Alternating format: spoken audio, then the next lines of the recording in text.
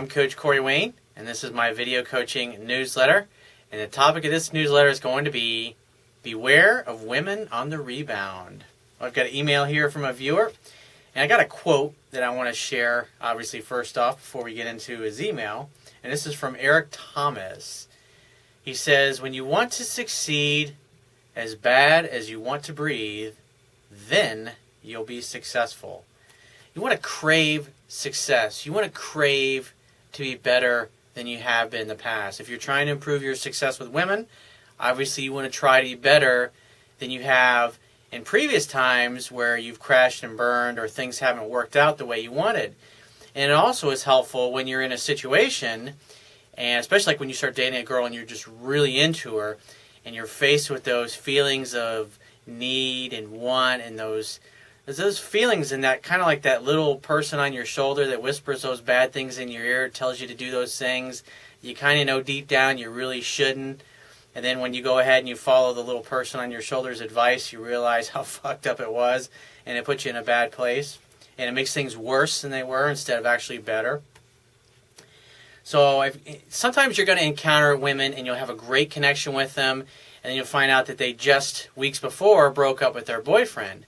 Now, the thing you got to understand when you start dating a woman who just broke up with somebody versus a chick that's been single for a while is the girl who just broke up, her emotions are going to be raw, and usually in most cases, or I say a lot of times, the guy's going to be trying to get the girl back or vice versa, or maybe if she was the one that got dumped, she's trying to get the guy back. And so the two of them have had a lot more time together, and therefore they formed an emotional bond. And here you come along, you don't know her, and she's single, and she's trying to move on with her life. You have a great connection, and you start going out for a couple of weeks. Things are great, you're hanging out, having fun, hooking up, sex is great. And all of a sudden, you kind of feel her drifting away. Instead of her interest, it was going up, and now it seems to start going in the opposite direction. And you know your game is fucking tight. You know you're handling everything right, but yet despite your best efforts, it's like she slips away, and then you find out she's dating another dude. And so sometimes those things are going to happen. And so we're going to go through his email here. I'm going to point out some things to you that if you ever find yourself in this situation, where things you can do to ensure that you put yourself in a position where you've got the best possible chance to attract her into your life and to have her choose you instead of going back to the ex-boyfriend. Because I had a situation, a gal I wrote about in the book, and I had known this girl for a couple of years, and we were friends, and we were business acquaintances, and we just happened to be hanging out.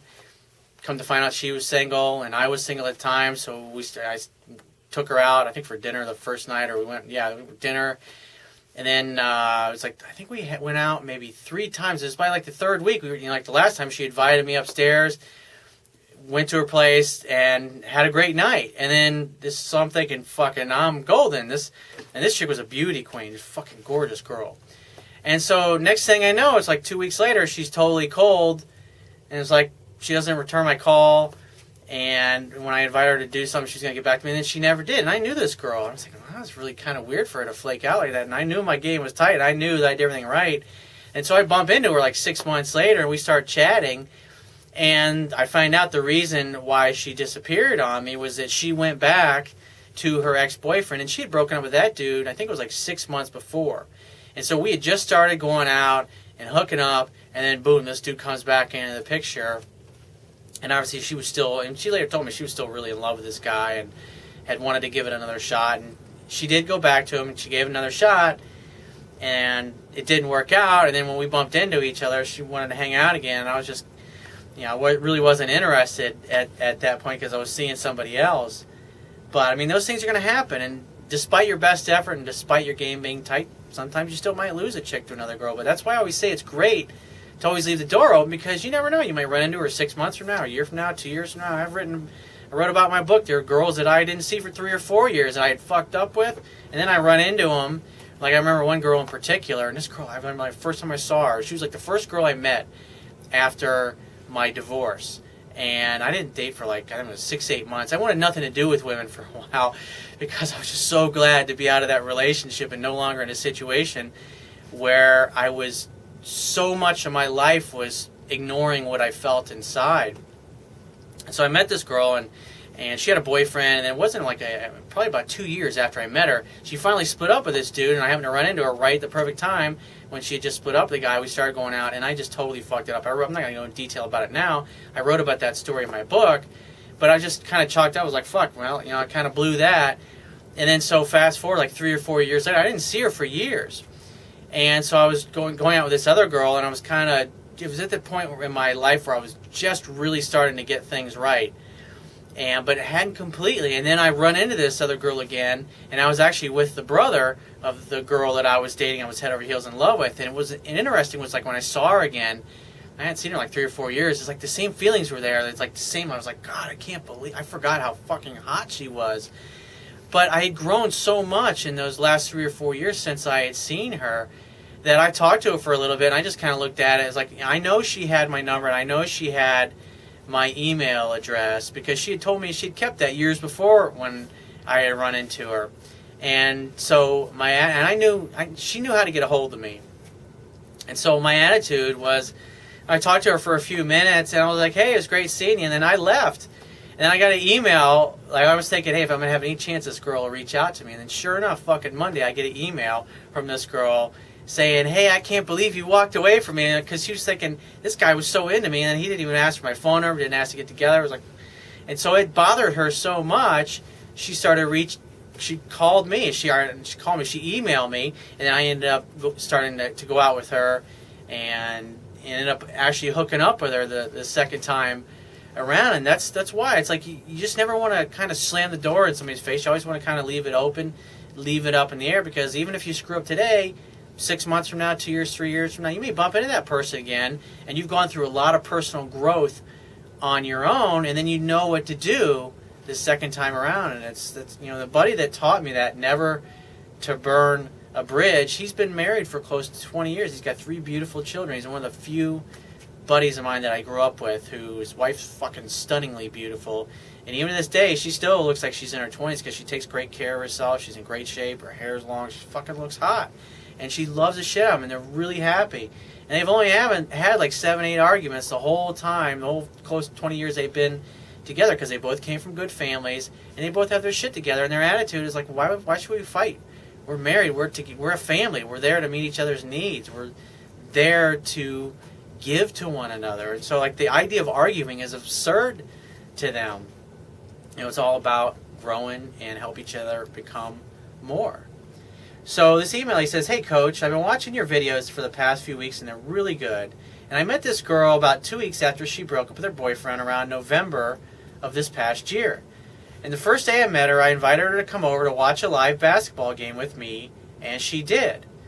After 3 days of hanging with her, we started making out.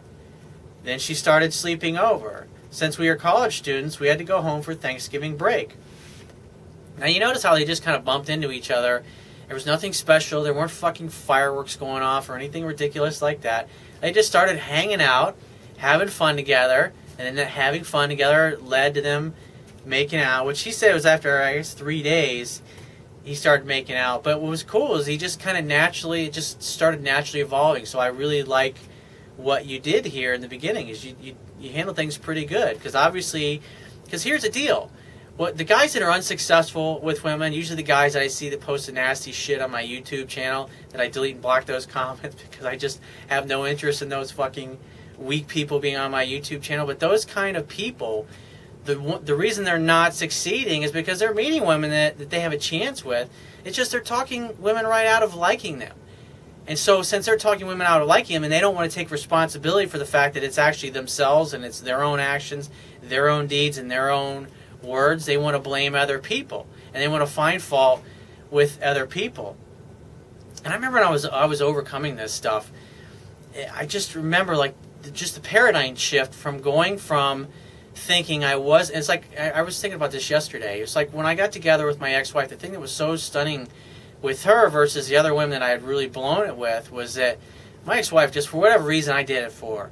And I knocked her fucking socks off, and it made it so easy to be with her because she pursued me so much and she pursued me so hard. And since I wasn't like totally blown away by her, I pursued enough but not too much to the point where she just chased me and pursued me and did most of the work and made it really easy. And it's like for the first time in my life, I was actually dating a woman. And I remember thinking to myself, now, this girl she was my girlfriend at the time. She's like, this girl's so crazy about me. But yet the regular average woman that I meet, or the woman that I really like and I really want, they don't seem to, it was like, why is that? And what I didn't realize at the time was because my belief system and the way I thought, it's like I already presupposed I was going to get rejected at some point or another. And so everything I said, everything I did, I didn't even realize I was talking women right out of liking me because I was convinced that they weren't going to like me anyways in the long run. And so that guys that are not succeeding, that's basically what they're doing. They have a lot of great chances and they just ruin all of them because they don't know what they're doing and saying that's ruining attraction. He says, I live in the Miami area and she lives in Atlanta, and I ended up spending my Thanksgiving with a friend of mine around Atlanta, which she knew about. While I was there, she asked to see me, so I went to her house, took her to and I also took her to my friend's place. And the next day when I went to pick her up and go skating, her mom asked to meet me, which I did. And after Thanksgiving, there was only 1 week left before Christmas break. During that week, I was able to sleep with her. Nice job. The thing I'm starting to wonder is kind of like, why did it take so long? And because you guys spent quite a bit of time together before that happened.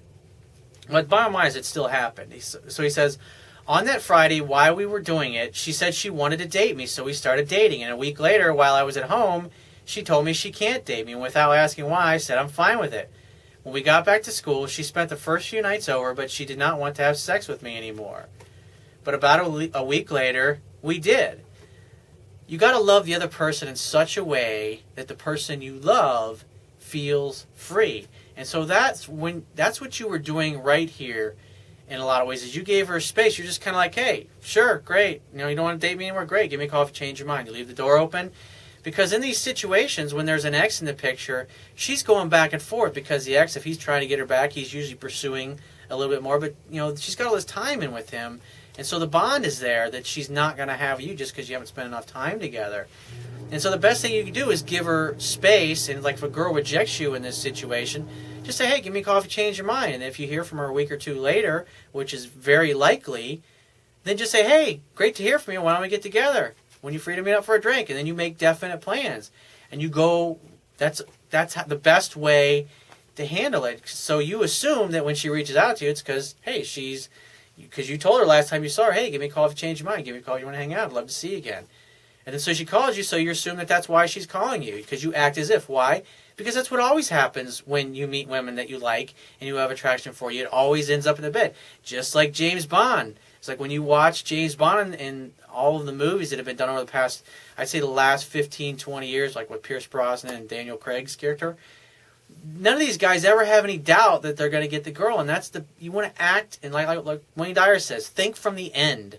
Think about, how would you act, how would you be, how would you show up if you knew that every girl you wanted and who felt like, and who wanted you, that you'd always end up in bed together? Would you feel stressed? Would you feel worried? Would you feel any pressure to do something, to call her or to blow up her phone or any of those nonsensical things? Of course not. You would take your time, and when she reaches out, you plan a date to hang out, have fun, and hook up. He says, after viewing her message, I found out she went back with her ex, and I asked her about it, and she said no. Now she's spending spring break with him, and I'm like 30 minutes away from her spending my spring break with my friends. For right now, I believe she loves me, or she loves him more than she loves me. I'd say that's accurate. And last week she asked me out, and I said no, and she got mad. A couple of times she said she wanted to have me and someone else, and I said I do not like sharing, and she said she doesn't like it either. Well, in these cases, hang out, have fun, and hook up. And your attitude should be, I don't care about him. He can keep you busy when you're not with me. Because at the end of the day, if you try to force a girl in these situations to choose you over him, 99% of the time she's going to choose the other guy. And so the only thing you can do is hang back, let her come to you at her own pace. When she reaches out to you, make the next date, and then stay the fuck off the phone. Because if a girl's pushed you away, you don't continue to pursue. You hang back, tell her to call you when she figures it out or when she wants to see you, and then make a date when she does. It's the best way to do it, because if you force it, you'll blow it. So if you want to get my help right away, go to my website, click the products tab, and I'll talk to you soon.